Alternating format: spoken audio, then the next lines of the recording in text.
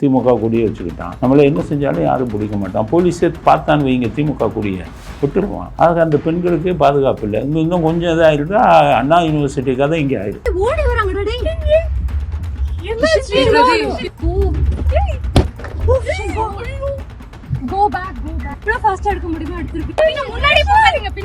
பணம் கொடுத்தா பதவி. அவனுடைய பேக்ரவுண்டை பார்க்க மாட்டாங்க. முன்னாள் குற்றவாளியா இதெல்லாம் பார்க்க மாட்டாங்க. திமுகங்கிறத கையில வச்சுக்கிட்டு இவர்களுக்கு தலைமை தாங்குகிறார் ஸ்டாலின். இவர்களை ஊக்குவிக்கிறார் ஸ்டாலின். இவங்க தான் ரவுடி கூட்டம் தானே, குற்றவாளிகளின் கூடாரம் தானே. அதில் நீங்கள் சுத்தனவனெல்லாம் பிடிச்சி ஃபிங்கர் பிரிண்ட் எடுங்க கையில். ஒவ்வொருத்தனுக்கும் 5-10 கேஸ். அடைக்கலம் கொடுக்கும் இடமாக திமுகவை வச்சு ஸ்டாலினுக்கு நாட்டை பற்றியோ நாட்டு பாதுகாப்பை பற்றியோ கவலை. அவருக்கு வேண்டியது திமுக அறக்கட்டையில பணம். எவன் வந்தாலும் வாங்கிட்டு அவனுக்கு ஒரு பதவி. நீங்கள் உங்களை நீங்களே காப்பாற்றிக்கங்க. நாட்டோட நிலைமை சரியில்லை. நாட்டில் ஆட்சியில் பொறுப்பு இருக்கக்கூடிய முதலமைச்சரே குற்றவாளிகளுக்கு கூட்டாளிகளாக துணை போகிறார். குற்றவாளிகளை காப்பாற்றுகிறார். சிபிசிஐடி அது ஸ்பெஷல் இன்வெஸ்டிகேஷன் டீம் அவன் கரெக்டாக பண்ணுவான். அவனு வெறும் வாயால் சொல்லலை. இவங்க பேசின ஆடியோ கான்வர்சேஷனு உரையாடலாம் எடுத்து வச்சிருக்கான். அப்புறமே எங்களை சொன்னான்னு இது என்ன கேவலம். படிக்காத ஆள் பேசுகிற மாதிரி இல்லை பேசுகிறீங்க. அப்போ ஃபாரன்சிக் சயின்ஸில் வேலை பார்த்துருக்கீங்கல்ல நீங்கள். உங்கள் தடியர்களுக்கு தான் மெயின் ஆவணம். ரெட்ரீவல் ஆஃப் டாட்டா எடுத்து இவங்க பேசின கான்வர்சேஷனே எடுத்துட்டாங்க. இவங்க பிளான் போட்டது இது பண்ணதெல்லாம் எடுத்துட்டாங்க. அது ஒன்றும் இல்லை, ஊர் சண்டைங்க. அது அந்த கிராமத்தில் சண்டை, அவ்வளோதான். கிராமத்து ஊராட்சி தலைவர் இவங்க அந்த குடிதண்ணீர் தொட்டி விஷயமா உள்ளூர்காரவங்க ஒருத்தர் கேள்வி கேட்டிருக்காரு. அதில் வாக்குவாதம் ஆகி 2 பேத்துக்கும் பிரச்சனை ஆயிருக்கு. அதில் பழி வாங்கும் நோக்கத்துடன் அந்த குடிநீர் தொட்டியில் பண்ணணும். நான் கூட்டணி கட்சிக்கு வசதியாக ஒரு இன்வெஸ்டிகேஷனை மாற்றுவாங்கல்ல. ரொம்ப கேவலமான விஷயம். நம்ம தமிழ்நாட்டு அரசியல்வாதிகள் இவ்வளவு கீழ்த்தரமான அரசியல்வாதிகளை நான் எங்கேயுமே பார்த்தது இல்லைங்க. இது நேற்று முளைத்த காலான்கிற சொல்கிறாங்கல்ல, இந்த விஜய் இவரெல்லாம் இதெல்லாம் அரசியலுக்கு வரக்கூடியவங்க. உங்களுக்கு என்ன தெரியும்? அவன் என்ன சொல்லிடுவான், உண்மை கதைன்னு போட்டுடுவான். அதில் ஒரு லைன் மட்டும் உண்மை இருக்கும், மறுத்தது பூரா பொய். கேட்டால் உண்மை சம்பவம். ஒரு 3 டைரக்டர் இருக்காங்க. இதை வச்சுக்கிட்டு படம் உண்மை செய்தின்னு நாட்டில் ஜாதி வரியை தூண்டி மக்கள் இடையில ஜாதி மோதல்களை உருவாக்குறதுக்குன்னே டைரக்டருங்க இருக்காங்க. இந்த வெற்றிமாறன், ரஞ்சித், இந்த மாரி சகோதரர்.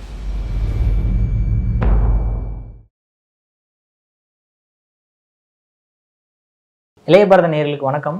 இன்னைக்கு நம்ம நேர்காணலில் நம்ம சிறப்பு விருந்தினர் நேதாஜி மக்கள் கட்சி தலைவர், வழக்கறிஞர் மற்றும் நேதாஜி டிவியின் நிறுவனரான வரதராஜன் சார் அவர்கள் தான். சார் வணக்கம் சார். வணக்கம் சார். இன்னைக்கு மிகப்பெரிய ஒரு வீடியோ ரொம்ப வைரல் ஆகிட்டு இருக்கு சார். அதாவது காரில் பெண்களை சேஸ் பண்ணி கார் சென்டர் நடு ரோட்டில் நிப்பாட்டி, அதுவும் முக்கியமாக அந்த காரில் திமுக கூடி இருக்கிறத நம்மளால் பார்க்க முடியுது சார். ஸோ இதனால் இன்றைக்கி பெண்களுடைய நிலைமை லா அண்ட் ஆர்டர் சுச்சுவேஷனும் ஓகே, பெண்களுடைய பாதுகாப்பும் ஓகே, மிகப்பெரிய கேள்விக்குறியாகி இருக்கிறது. எல்லா சேனல்லையுமே இப்போ விவாதமாக ஆக்கப்பட்டிருக்கு. அதை எப்படி பார்க்குறீங்க சார் நீங்கள்? ஒரு வருஷத்துக்கு முன்பே எங்களுடைய சேனலில் நேதாஜி டிவியில் நான் பேட்டி பல பேட்டி கொடுத்துருக்கேன். அதில் நான் என்ன சொன்னேன்னு கேட்டிங்கன்னா, இன்றைக்கி குற்றவாளிகள் எல்லாம் ஒரு புது ஆயுதத்தை கையில் எடுத்துருக்காங்க. என்னென்னு கேட்டிங்கன்னா, திமுகவில் பதவியை விலக்கி வைக்கிறாங்க.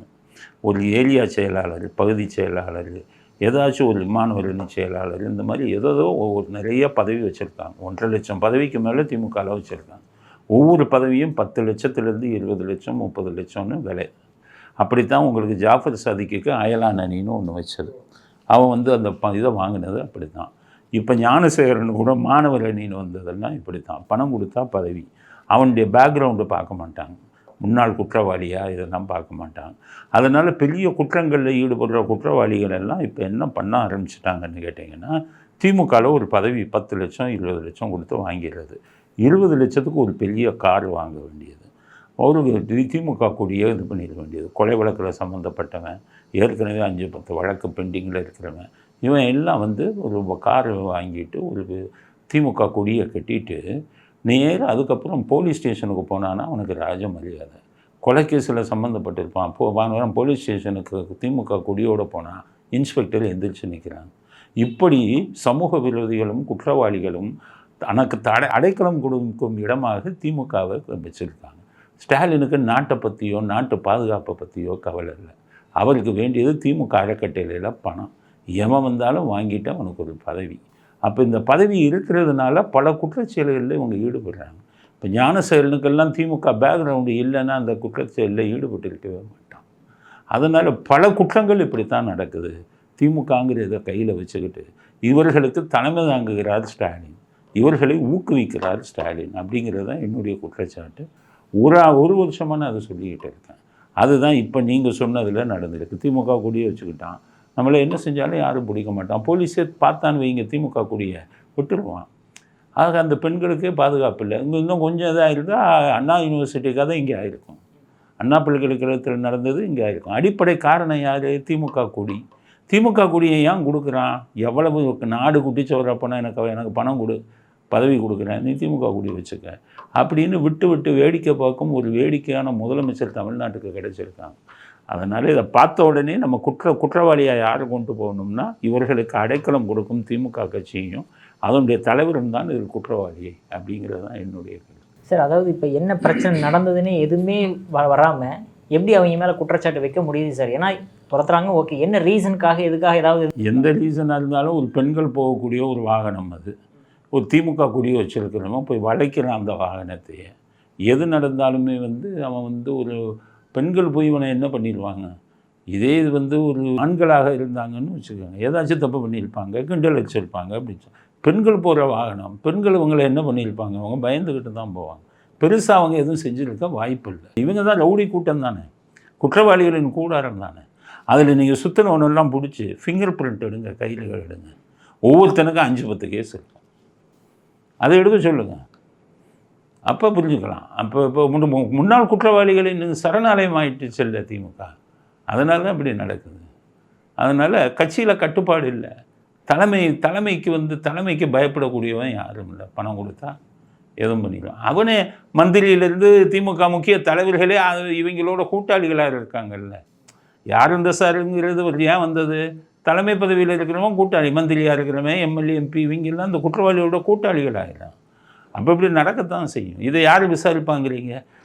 ஸ்டாலினை பொறுத்தவரை திமுககாரன் அவன் கொலை செஞ்சாலும் அவனை காப்பாற்ற தான் முயற்சி செய்வான்.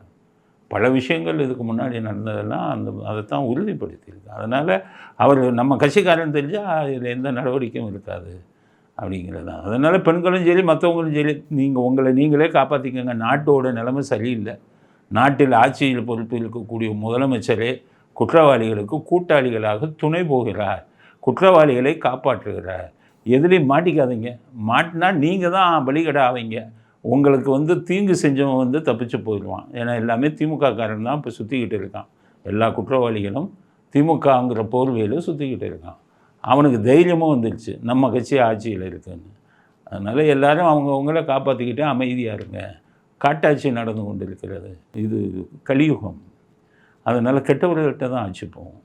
கெட்டவன் தான் சுற்றுவான், கெட்டவன் தான் நல்லா இருப்பான். கலியுகத்தில் எல்லாம் ஜாக்கிரதையாக இருந்துக்கங்க அப்படிங்கிறது தான் நம்ம இப்போ கருத்தாக சொல்லணும். நீங்கள் சொன்ன மாதிரி ஸ்டாலின் அவர்கள் கண்ட்ரோலே போலீஸ் இல்லை அப்படின்ற மாதிரி வருதுங்க சார். அதே மாதிரி திருமாவளவன் அவர்களுமே அந்த வேங்கை வெல்ஃபேர் பிரச்சனையில் சிபிசிஐடி எங்கள் மேலேயே பழியை போட்டாங்க, அதனால் சிபிஐ என்கொயரி வேணும் அப்படின்ற மாதிரி கேள்வி எழுப்பியிருக்காரு சார். இது என்னங்க ஒரு படித்த ஒரு மாதிரியே பேசுகிறாரு திருமாவளவன். சிபிசிஐடி எங்கள் மேலே பழியை போட்டாங்கன்னா குற்றம் என்ன நடந்ததோ குற்றத்துக்கு அவங்கள தான் குற்றம் சொல்லுவாங்க. நீங்கள் என்ன ஜாதி பார்க்குறீங்களா? நீங்கள் தப்பு பண்ணது யாருன்னா, யார் தப்பு பண்ணாங்களோ அவங்கள தான் சொல்லுவாங்க. உங்களுக்கு வசதியாக நீங்கள் சொல்கிற அளவுக்கு சொல்லுவாங்களா? அதனால் வேடிக்கை. சிபிசிஐடி அது ஸ்பெஷல் இன்வெஸ்டிகேஷன் டீமு, அவன் கரெக்டாக பண்ணுவான். அவனும் வெறும் வாயால் சொல்லலை, இவங்க பேசின ஆடியோ கான்வர்சேஷனு உரையாடலாம் எடுத்து வச்சுருக்கான். அப்புறமே எங்களை சொன்னான்னா இது என்ன படிக்காத ஆள் பேசுகிற மாதிரி இல்லை பேசுகிறீங்க. அவன் ஆதாரம் இல்லாமல் சொல்கிறானா?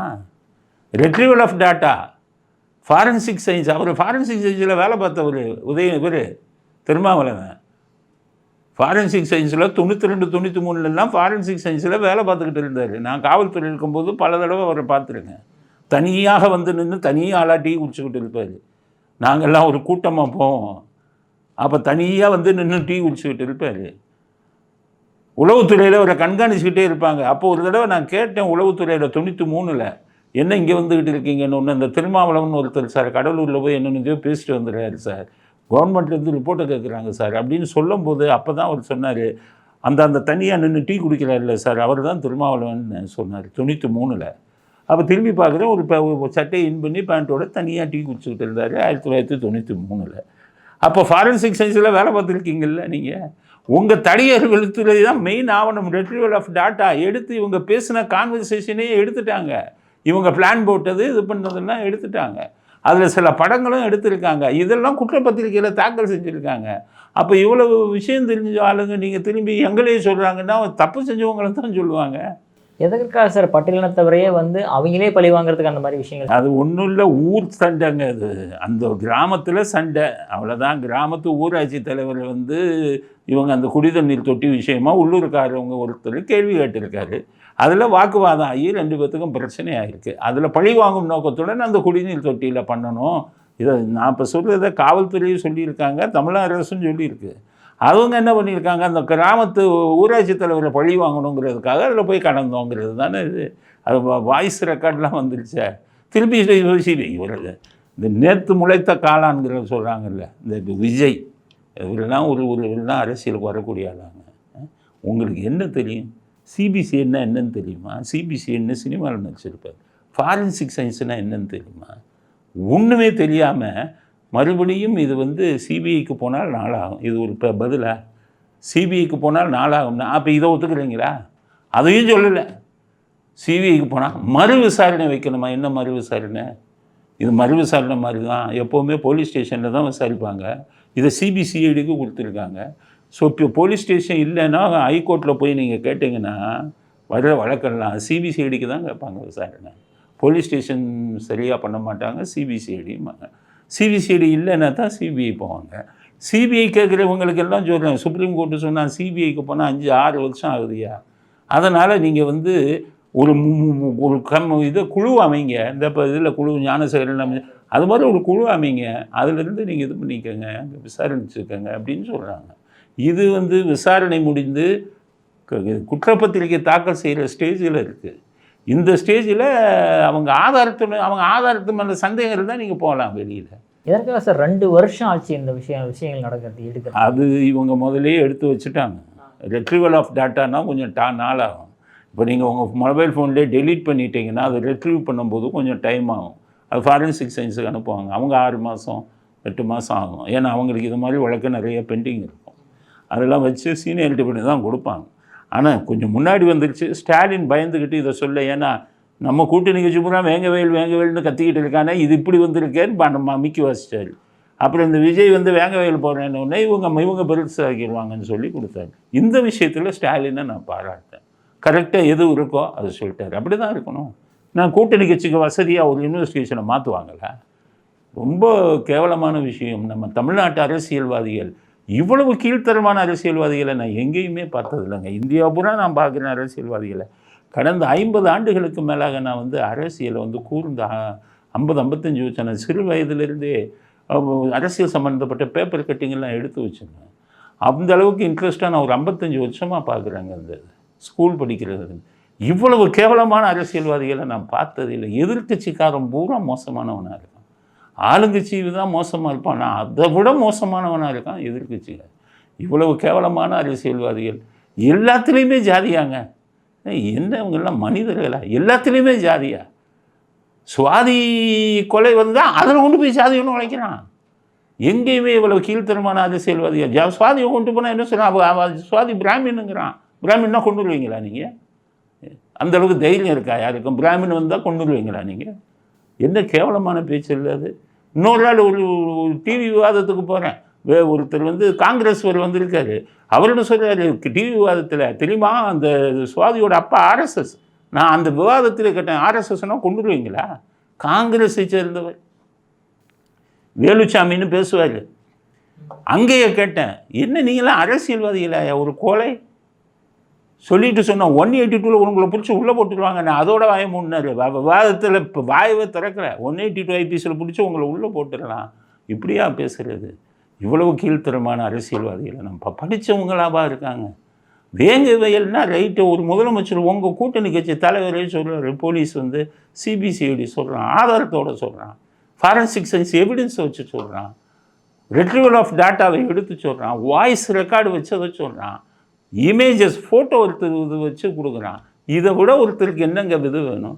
அப்போ உங்களுக்கு வசதியாக ஒரு இதை சொல்லணுமா? ஒரு 3 டைரக்டர் இருக்காங்கங்க. இதை வச்சுக்கிட்டு படம் உண்மை செய்தின்னு நாட்டில் ஜாதி வலியை தூண்டி மக்கள் இடையில் ஜாதி மோதல்களை உருவாக்குறதுக்குன்னே 3 டைரக்டருங்க இருக்காங்க. இந்த வெற்றிமாறன், ரஞ்சித், இந்த மாரி செல்வராஜ் ரெடியாக ஸ்கிரிப்ட் ரெடி பண்ணி வச்சுருந்துருக்காங்க. இந்த வேங்கை வயலுக்கு இந்த இதில் மலம் கலக்கிறதுக்கு உண்மை கதைன்னு ரெடி பண்ணி வச்சுட்டாங்க. இப்போ அவங்களுக்கு என்ன கவலைன்னா, போச்சடா நம்ம கதை எடுக்கலாம்னு இருந்தோம், உண்மை கதைன்னு கெட்டு போச்சடான்னா அவங்க 3 பேத்துக்கு அதுதான் கவலை. இவங்களுக்கு என்ன கவலை? திருமாவளவனுக்கு இப்போ நம்ம பட்டியலத்து மக்களை தூண்டி விட்டு இப்போ மேல் ஜாதிக்காரன் கலக்கிறான்னு ஒரு குழம்பிய குட்டையில் மீன் பிடிக்கலான்னு பார்த்தா அது கெட்டு போச்சே அப்படின்னு இவருக்கு கவலை. அதனால் பொறுப்பற்ற அரசியல்வாதிகள்ங்கிறது தான் என்னுடைய கருத்து. நீங்கள் சொன்ன மாதிரி இப்போ அடுத்த படமாக வந்து பேட் கேர்ள்னு ஒன்று வரப்போது, அதை பார்த்தீங்க சார்? அதான் இவங்க இதுக்குன்னே காத்துக்கிட்டு இருக்காங்க. அவன் என்ன சொல்லிடுவான், உண்மை கதைன்னு போட்டுடுவான். அதில் ஒரு லைன் மட்டும் உண்மை இருக்கும், மற்றது பூரா பொய், கேட்டால் உண்மை சம்பவம் அப்படிமா. எவன் உண்மை சம்பவம்? அத்தனை பேரும் உங்கள் படத்தை பார்க்காம விட போகிறான். எல்லாம் சினிமா விட்டு ஓட போகிறீங்க. உங்களுக்கு என்ன ஆயிடுச்சு? ஜாதி இதில் நீங்கள் ஐடென்டிஃபை ஆகிட்டீங்க. மற்ற ஜாதிக்காரன் உங்கள் படத்தை பார்க்க மாட்டான். கட்சி இதுலேயும் ஐடென்டிஃபை ஆகிட்டீங்க. மற்ற எதிர்கட்சிக்காரன் எவனும் உங்கள் படத்தை பார்க்க மாட்டான். 3 பேரும் கூடிய சீக்கிரம் பொட்டியை கட்டிட்டு வந்த பாதை நோக்கி போக வேண்டியது தான். எங்கேருந்து வந்தீங்களோ அதே பாதைக்கு போக வேண்டியது தான். அசிஸ்டன்ட் டைரக்டராக ஒருத்தர் எடுபடியாக இருந்தீங்கல்ல, அது மாதிரி போக வேண்டியது தான். அதுதான் நடக்க போகுது. சரி சார், நீங்கள் விஜய் பற்றி சொன்னீங்க. அதாவது விஜய் அவர்கள் ஆளுநருடைய தேநீர் விருந்துக்கு அழைப்புதல் கொடுத்துருக்குதா பார்க்க முடிய செய்திகளில் நிறைய பேர் புறக்கணிச்சாங்க. திமுக கூட்டணி புறக்கணிச்சாங்க. அது ஒரு காரணங்கள் இருக்குது. விஜய் அவர்கள் எதற்காக சார் புறக்கணி? அவருக்கு அரசியல் என்ன சொல்கிறதுன்னா அவருக்கே புரியலை. அதாவது ஒரு சுதந்திர குடியரசு தின விழா அதுக்காக விருந்து வைக்கிறாரு தெரியல. உங்களை கூப்பிட்டதே தப்பு. நீங்கள் இப்போ தான் அரசியலுக்கு வந்தால் ஒரு எலெக்ஷனில் கூட நிற்கலை. உங்களை ஒரு அரசியல் கட்சியாக மதித்து கவர்னர் இன்விடேஷன் வச்சது தப்பு. சரி கொடுத்துட்டாரு. அதை ஒரு குடியரசு தின விழாவாக தான் நீங்கள் பார்க்கணும். கவர்னரை மறந்துடுங்க. அதை புறக்கணித்தா நீங்கள் குடியரசு தின விழாத்தை அவமதிக்கிற மாதிரி போகும். ஸ்டாலின் புறக்கணிக்கிறாருன்னா அவருக்கும் கவர்னருக்கும் சண்டை. இவர் மசோதாலாம் போடுறாரு, கவர்னர் நிறுத்தி வச்சுருக்காரு. 2 பேர்த்துக்கும் போட்டி. அப்போ சட்டசபையிலெல்லாம் கவர்னர் உரையை படிக்க மாட்டேங்கிறாரு முழுசா அப்படின்னா உங்களுக்கு பிரச்சனை இருக்குது. அவங்க இது பண்ணுறாங்க, பாய்காட். உங்களுக்கு என்ன வந்தது? விஜய்க்கு என்ன வந்தது? அப்போ நீங்கள் திமுகவுடன் ஏஜென்ட்டுங்கிறது தானே முடிவாங்க. திமுக என்ன சொல்லுதோ அதைத்தானே நீங்களும் சொல்லிக்கிட்டு இருக்கீங்க. ஈவேரா படத்தை போட்டுக்கிட்டு இருக்கீங்க. அப்போ என்ன அர்த்தம்? நீங்கள் திமுகவோட ஆளுங்கிறது தான் அர்த்தம். இவர் நீட்டு தேவையில்லைங்கிறீங்க. அப்போ நீங்கள் டிஎம்கேவோட ஆள். ஒன்றிய அரசுன்னு பேசுகிறீங்க நீங்கள். அப்போ நீங்கள் பக்கா டிஎம்கே ஆள் தானே. நீங்கள் எதுக்கு போய் திமுகவோட கூட்டணி சேர்ந்து கமலஹாசன் வாங்குற மாதிரி ஒரு 10-20 சீட்டை வாங்கிட்டு முடிச்சுட்டு போயிட்டே இருங்க. நீங்கள் தனி கட்சியாக தனி அரசியல்வாதியாக எப்படி உருவாக முடியும்? உங்கள் கொள்கை மற்றவங்க கொள்கையிலேருந்து மாறுபட்டில் இருக்கணும். அதே கொள்கையை வச்சுட்டு வந்தீங்கன்னா உங்களை எவன் ஓட்டு போடுவான், எவன் பார்ப்பான்? அதனால் விஜயுடைய அரசியல் ஆரம்பம் மோசமாக இருந்தது. 1-2 விஷயத்தில், இந்த பரந்தூர் மாதிரி விஷயத்தில் அவரை நான் ஆதரிச்சு பேசுகிறேன். ஏன்னா அவர் மக்கள் பிரச்சனையில் ஸ்பாட்டுக்கு போகிறாருன்னு. ஒரே நாள் மறுபடியும் வேதாளம் முருங்கமரம் ஏறிடுச்சு. இனி இது ஒரு நல்ல அரசியலை இவர் கொடுப்பாருங்கிறது மக்கள் நம்பாதீங்க. நமக்கு வேறு ஒன்றும் இல்லைங்க. விஜய் நல்ல நடிகர், பெரிய ரசிகர் பட்டாளம் இருக்குது. அதை சரியான முறையில் உபயோகிச்சுக்கணும். அரசியல்னு வந்தீங்கன்னா பொதுமக்கள் நலன் சம்மந்தப்பட்ட விஷயங்களை தான் நீங்கள் பார்க்கணும். நீங்கள் அதை விட்டுட்டு அரசியல்னு ஒன்றுமே தெரியாமல் ஒரு அட்வைஸில் வச்சு உருப்படியான வைக்க வேணாம். யாரோ ஒரு முட்டாளை போய் அட்வைஸில் வச்சு அந்த ஆள் தப்பாக சொல்லி கொடுக்குறான். அவன் சொல்கிறத பூரா இவர் பேசி கெட்ட பேர் வாங்கிட்டு இருக்காரு. அதனால் விஜயுடைய அரசியல் எடுபடாது அப்படிங்கிறது தான் என்னுடைய இது. Okay sir. சார் உங்கள் பொண்ணான நேரத்தை இளைய பாரதம் நேரில் ஒதுக்குனதுக்கு மிக நன்றி சார். நன்றி.